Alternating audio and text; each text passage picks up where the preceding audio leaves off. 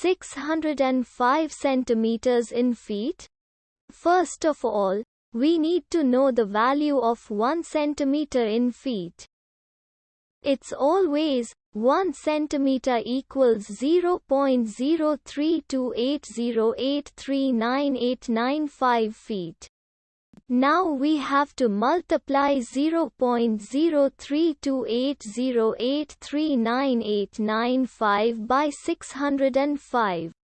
Therefore, 605 centimeters times 0.03280839895 feet equals 19.8490813647 feet.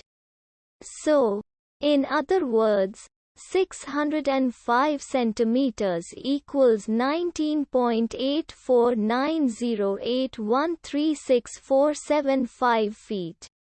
We hope you have enjoyed this video. Please like and subscribe to our channel for more videos like this.